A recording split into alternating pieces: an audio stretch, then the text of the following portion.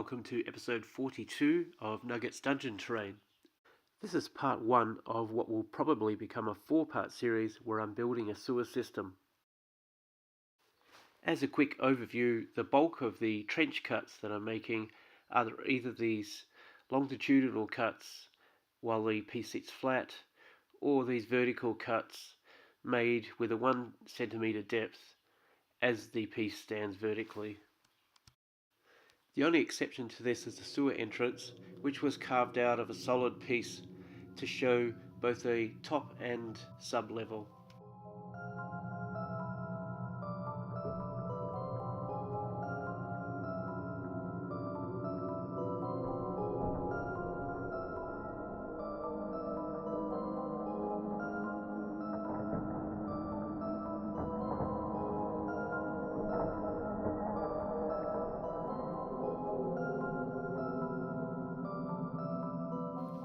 The top part of the model represents the street with an open manhole cover, and the bottom the start of the sewer.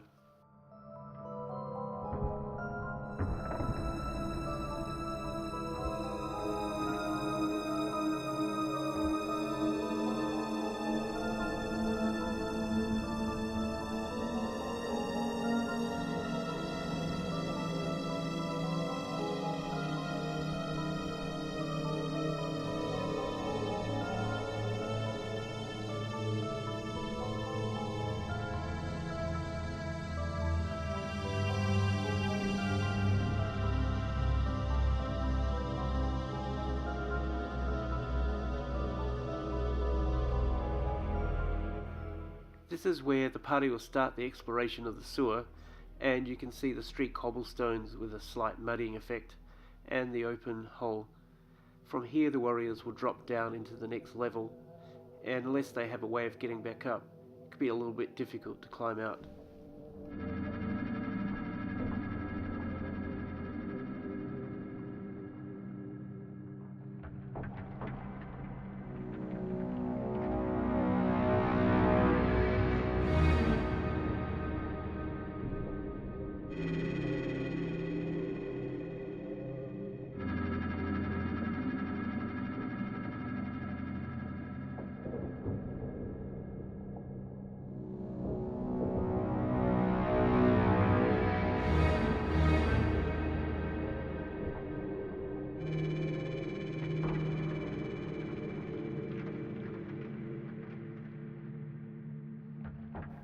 The sewer trench itself has been created using the same techniques and paint scheme in every piece to allow literally a flow-through effect.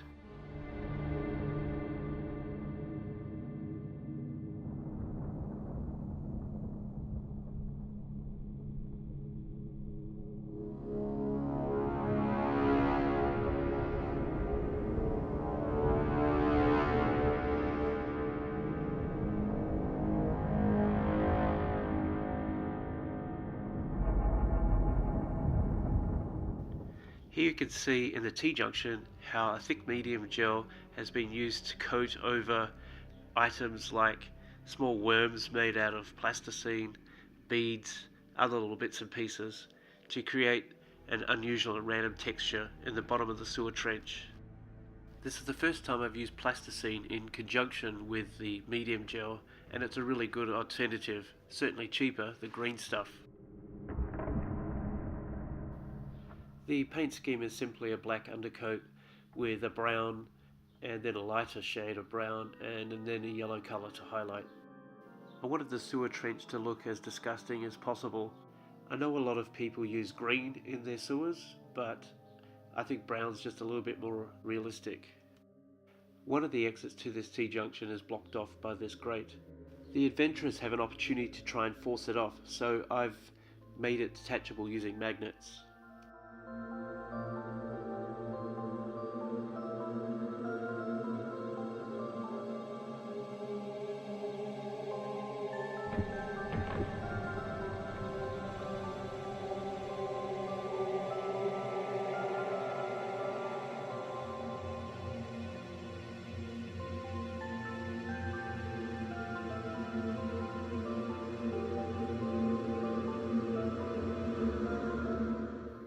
final room for this episode, I've created a pool, the point of which is the shape of it forces the adventurers into the water at some point.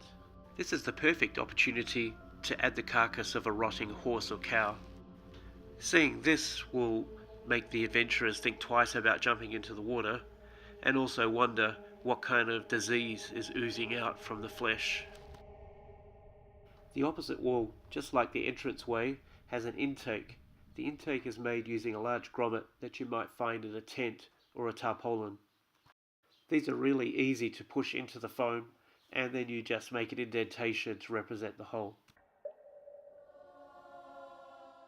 The rib cage of the carcass is made using part of the rib cage of a Halloween skeleton.